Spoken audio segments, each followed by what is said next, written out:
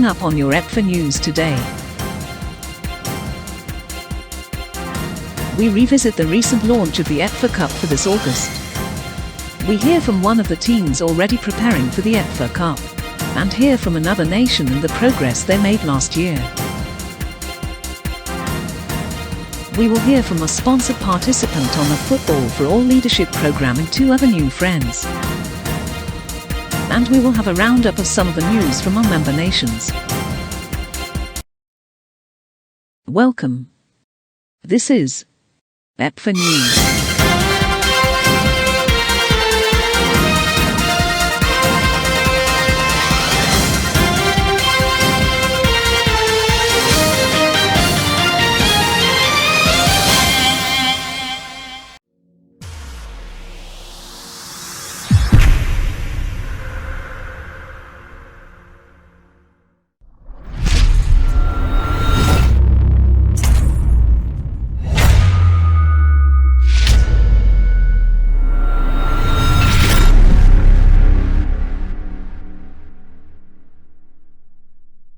With a third attempt in as many years to enjoy the beauty and hospitality of what Geneva has to offer for an EPFA event, the plans for the EPFA Cup are launched for August of next year.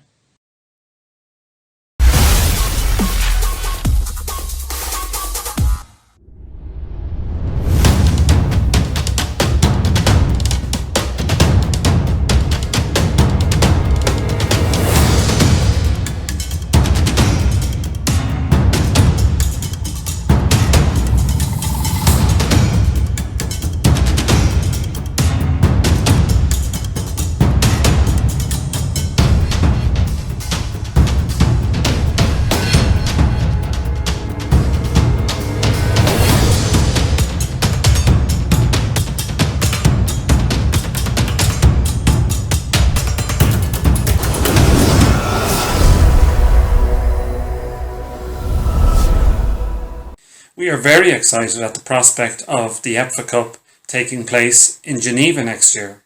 It is something we have been planning for a while, and it is something that is becoming necessary as our membership grows, and a need to provide new competitions for our newer countries to test themselves against each other, and also for ourselves to provide qualifying competitions for progression onto our higher level tournaments.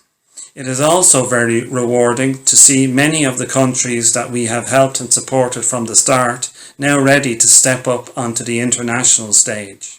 We are expecting a highly competitive tournament, and we hope that all the countries that participate will enjoy and learn from the experience. We are really looking forward to working with the Swiss Parachair Football Association to deliver a memorable event. And like everyone, we have our fingers crossed that the pandemic situation will allow us to realise all our plans in 2022. We will be dropping in on all the countries over the next 8 months through EPFA News to find out about all the preparations for the August event and getting the pre-tournament build-up from athletes, coaches and supporters.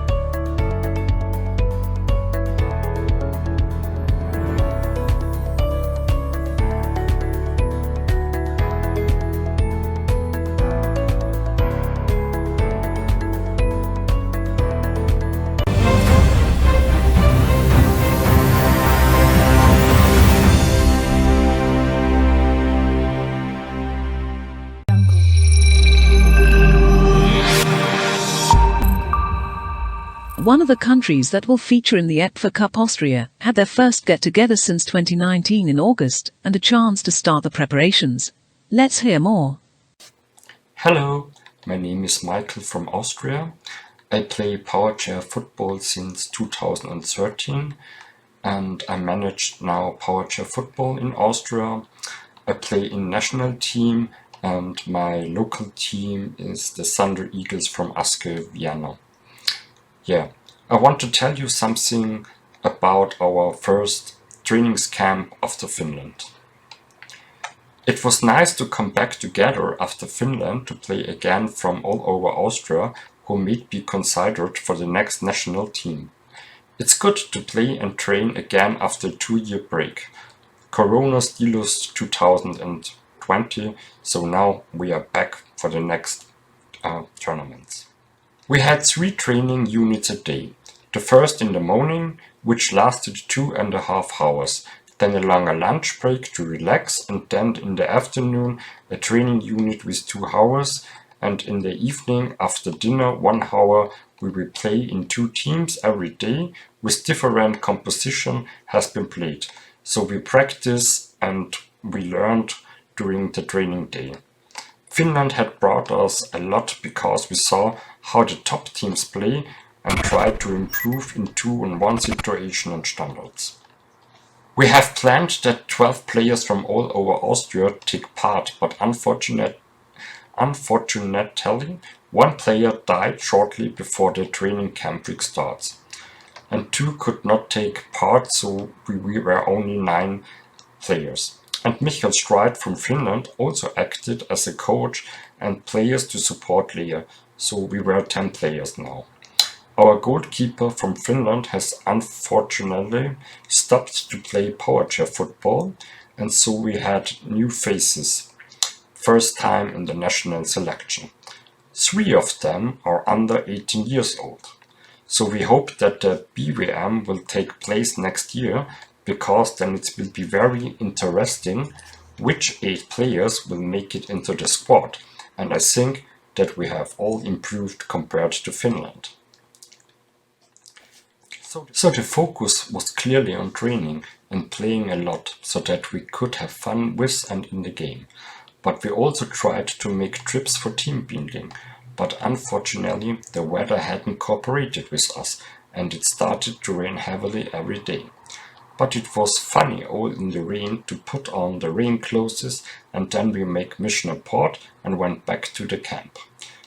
In the evening after training, a few players sat down at the beginning, and in the end everyone talked a little about the day, had a drink, had fun, listening to music like a small party, and of course to be fit again the next day so that we can train well. We were in Schileiten for the first time in the training camp near Graz. Most of the time we had a double hall for training, which was very large to train. Unfortunately, it is difficult to find a barrier-free accommodation in Austria, and there it was only possible that 15 rooms are accessible for wheelchair users. It was often used for soccer players because it had 5 soccer fields and lot of nature and lakes to practice. The food was okay and we didn't starve. Unfortunately, in Austria it's generally difficult to organize a tournament of large dimensions where the hall and accommodations are the same. The only thing that is possible in Vienna to accommodate people in different hotels, then all of them come to the hall. It was great and very intense to sit in the strike force for several hours a day and train, but I have to say it was really nice. At the time I started to play with my daily wheelchair until I had my own wheelchair for power chair football, which was also a daily wheelchair to play until we got the Otterbock B500 Sport, with which also I played in Finland. But I have to say that the feeling of sitting in the strange is completely different and you have to get used to it. But the faces me very much is that the security in the strike force is unbelievable. So I feel duels and clashes less intensely than I felt before. Even I shoot backward at full speed, I'm not afraid to falling over. But I'm still far away from 100% of what the strike force can do. I hope the people buy strike force, but in Austria the problem is that you have to finance yourself and the money is always plays a role. So now we want to meet the team from Burgenland more often in September and play friendlies and hope that we will bring a Liga together again autumn. Unfortunately, Corona made it more difficult and player also stopped playing, so it's difficult for the other 2 teams to be able to play at the moment. We definitely want to do a training camp again, but I think it's not until next year. In a case before a national tournament, such a training camp is very good, because in the indoor situation is Austria is rather modest. Audio Even with another disjointed year due to COVID-19, it is great to see progress within our nations, especially our new members. Here we are going to find out the progress that Italy has made in the last 12 months. Hi everybody! We are proud to let you know that the PowerChair Football League has successfully started in Italy. We count on 11 teams that have been divided in groups according to geographical criteria to make it easier for all to play even in this complicated period, avoiding long distances transfers. In spring 2022, playoff will be played among the 4 teams who will be the winners of the groups, and the first official Italian title will be assigned. We are also very happy to announce that Venezia Football Club from Serie A decided to officially endorse the PowerChair football team from Venice that is now playing in the league with the same name and equipment of Venezia. The federation keeps working hard to make PowerChair football grow. In our plans, there is also the official kick-off of the Italian national team that will participate in NEPFA Cup next August. See you soon! Let us look at some of the highlights of a match from the new league between FC Venezia and ASD Macron Warriors Viadana and enjoy the passionate Italian spectators as they support the teams. Vedete, non è semplice, vedete il piccolo interessante proprio quasi. Vediamo anche queste paratie, saldamente fissate sulla carrozzina, veramente non devono essere. Vietnam Warriors, eccolo qua, fantastico.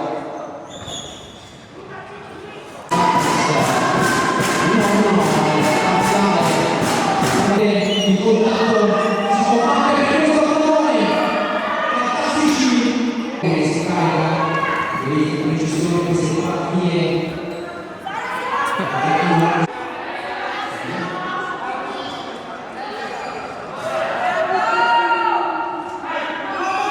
Sono molto fortunati, naturalmente risolvere non è semplice.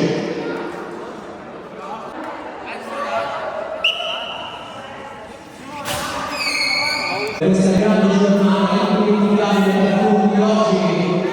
Girati Gabri!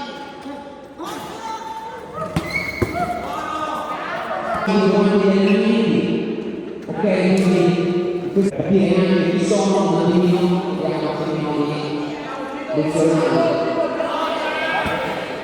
Vedete l'attacco? Anche Cimini vuole mettere la sua impronta su questa partita, vedete un attacco che è un soggetto contrattacco dei Warriors. Si posizionano, cioè, vedete ancora lui in questo inizio di primo tempo. Si parlano i coach del primo.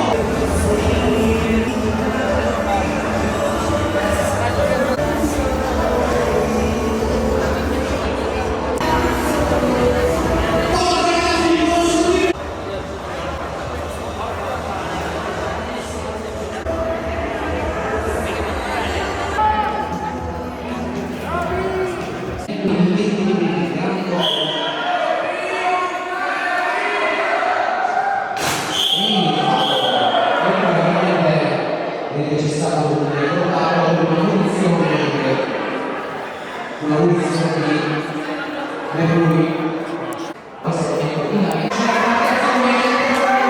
C'è un contrattacco ma la difesa dell'uomo si conceda grande.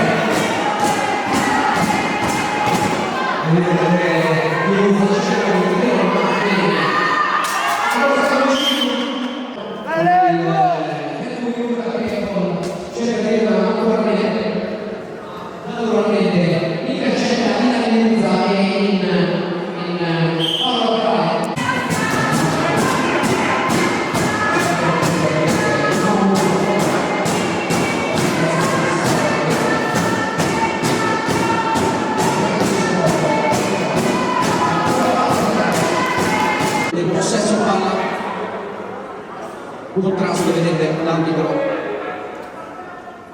ed ecco ancora lui, Mercuri, che cerca di dare la palla vivo di contropiede del Venezia Calcio che si avvicina pericolosamente per Scherrer. Proprio tra i due, 2+1. Vince Venezia Calcio 2-1. Allora, mi raccomando, prossima partita. Adesso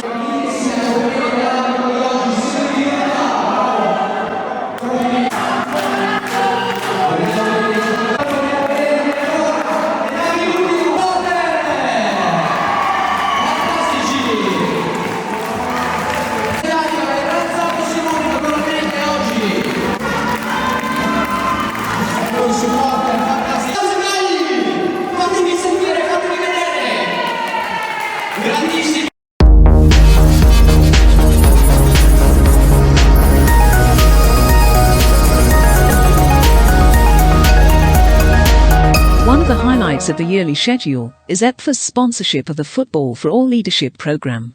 The program offers guest lecturers and speakers, site visits to stadia and matches, and critique from an expert panel on the participants' project.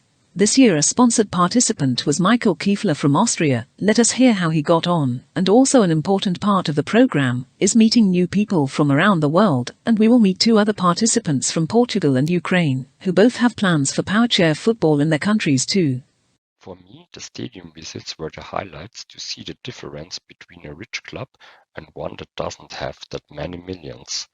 Lisbon is a beautiful city and you get to know a lot of new people and some of them you associate with the same sport. I can recommend it to everyone and I hope that this will result in many new powerchair football teams in Europe or in the world. I would like to organize an international tournament in Austria again, which is the highlight of the year for our teams in Austria, with teams from surrounding nations like Germany, but it's very difficult to implement in Austria due to the corona situation and the venue problems. So I hope to get started. Hello everyone, my name is Carlos Felipe. I'm from Portugal. I am 36 years old. I work in a company for 14 years and I have a wheelchair dance group. I decided to participate in the Football for All Leadership program because I want to start another project in my life, and this program is very important to do that because my experience in this program helped me to grow as a person and helped me to increase my network and my knowledge about how to create an entrepreneurship. And this program was very important to that. Why are you asking? Well, it's simple. In this program, we have lectures from how to do it or how to increase our influence, and we know a lot of people in this industry, in this case the football, that can help us in our projects. In this case, my project is to create a powerchair football in Portugal, because in this moment we already had, but unfortunately they have to finish. So my objective is to create again the powerchair football in Portugal. To do that, I need to create an adapted sports club, and for that I need to create an association.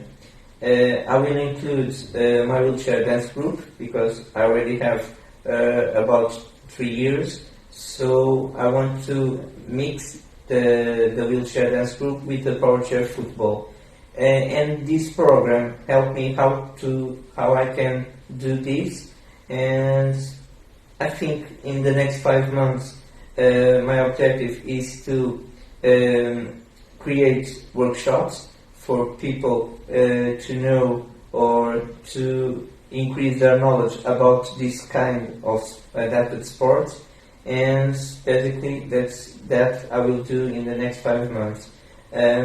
My wheelchair dance group will help me with the sustainability for the project, because it's already a solid project that I have. So one project will help to create the other project. That's why I decided in this way to create the Adapted Sports Club. In the future, I want to implement more Adapted Sports Club that we don't have in Portugal, so people with disabilities can try and can, who knows, make a team and play in Portugal or against other countries. So this is my objective in my project. And the program of the Football for All Leadership helped me with that, because the highlights on the activities that I did in that program, it was to know people from UEFA and FIFA, and it's very important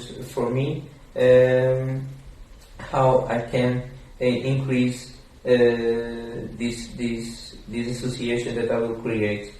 My mentor is helping me a lot with this project, and thank you for that. So this project is important to have knowledge, to have network, to have people that can help us improve our own projects, and it's basically what these projects do for the people. So I give a word for future participants in this program. Try, because you will like it, you will learn a lot, and who knows, you'll create your dream project, and it will be a success. Depends of you, depends a lot of things, yes, but if you trust and if you try hard, you will succeed. So go for it, try this program, and thank you for this opportunity. Bye. Hello, my name is Dmitro Zharey. I'm a lawyer. I was the first participant on the Football for All leadership program from Ukraine. I love football and have always dreamed of working in this business. Participation on the program was a chance for me to make my dream come true. I was nervous and didn't know how the program would go and what would happen. Now I can say that it was even better than I had hoped. There were so many bright moments, from the fantastic organizers to the friendly participants and the amazing professional lectures. I can highlight some of them. It's personal and career development, from project to business case, and football event management. After training, I started a project to create a parafan organization for the Ukrainian national football team. This organization should unite all football fans with disabilities and help them defend their rights and attend football matches of the national team. I do recommend everyone to take part in this Football for All leadership program, because it not only provides unique knowledge, but also introduces you to great people from football around the world. Thank you. Bye-bye.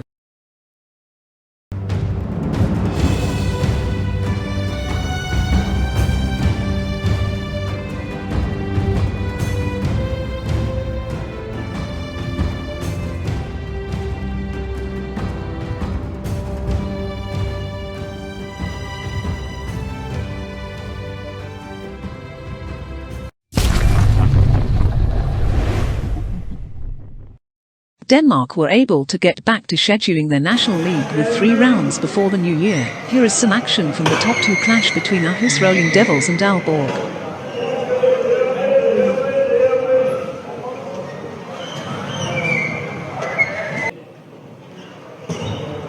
Aarhus opened the scoring with a goal from Albin Vogtsin.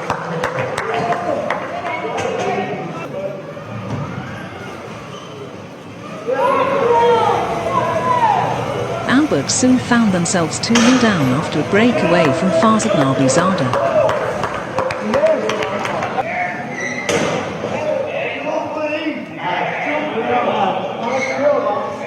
The 3-0 victory for Aarhus was wrapped up with a great pass from Mark Sorensen that was finished by Farzad Naguzada.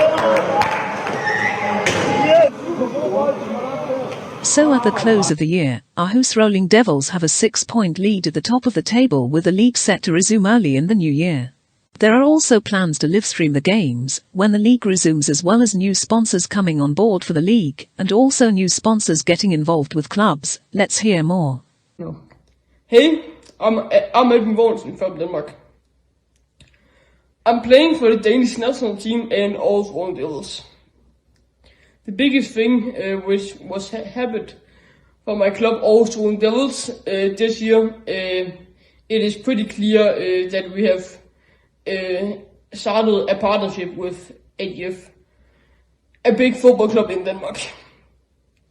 For the Danish national team, we are training hard to be ready for the World Cup next year in Sydney, and to do our very best and to get the best placement ever.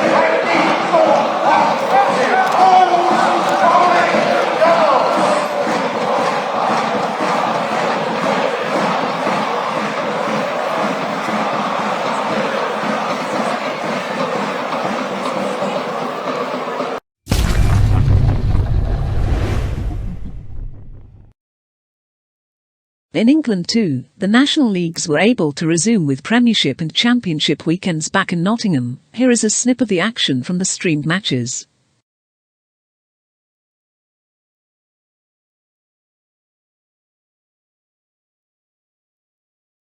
The Premiership will resume again in the new year, already tied at the top between Aspire, West Brom and Northern Thunder, only separated by goal difference.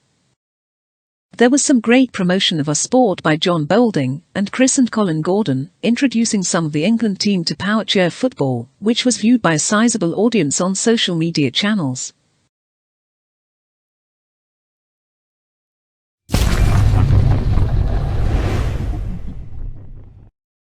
Another of our members, France, were also able to resume league schedules, beginning with Division 1 in Troyes in October. Here is some short footage from one of the matches.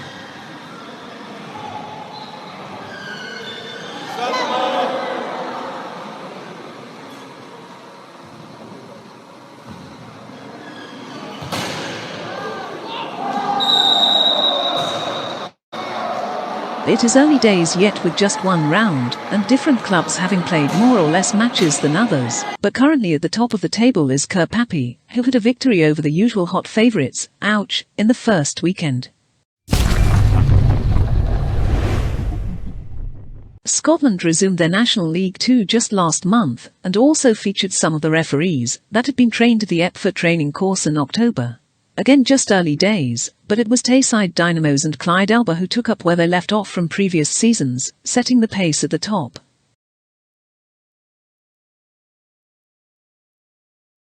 Just like in England, another great promotion opportunity was created by Kieran Burns, who got Sky Sports to come along and report on the national team training and the team preparing for next year's tournament. Getting to know people, what it did for me was it made me realise that I wasn't alone, and I wasn't the only one that had to go through these difficulties and these problems. So I think that's what makes the sport so important, and the reason why it needs to be around for years to come is it can take.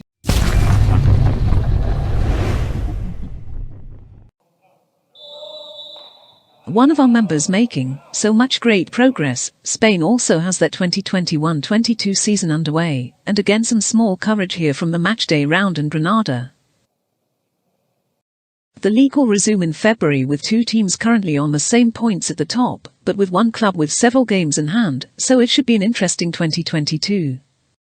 Great progress too continues with the national team, with another recent selection weekend taking place in December in Granada and head coach Jan Grau getting ready to select and prepare a final squad in 2022.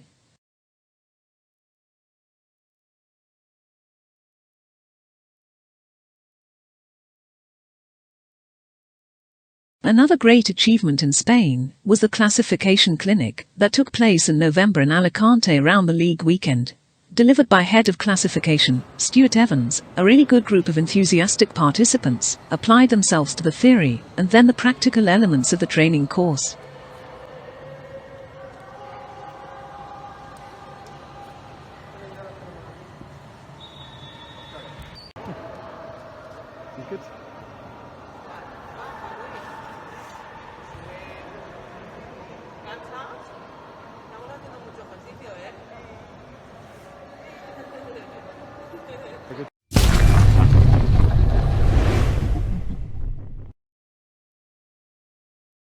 We were delighted to deliver 6 series of sports psychology sessions with Erin Pryor around a range of different topics.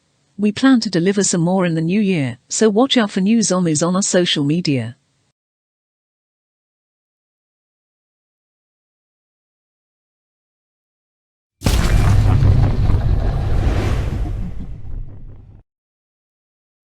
We will be having an information session with our partners in the Johan Cruyff Institute in early January to provide more information on their courses, and we plan to sponsor some more participants in 2022.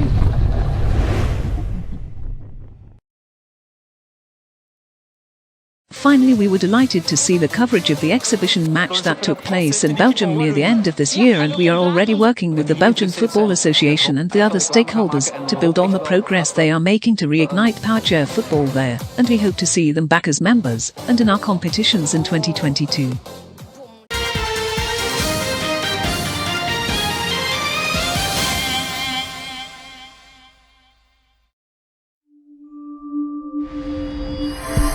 Remember, get in contact with EPFA News at the email below, and until next time, take care.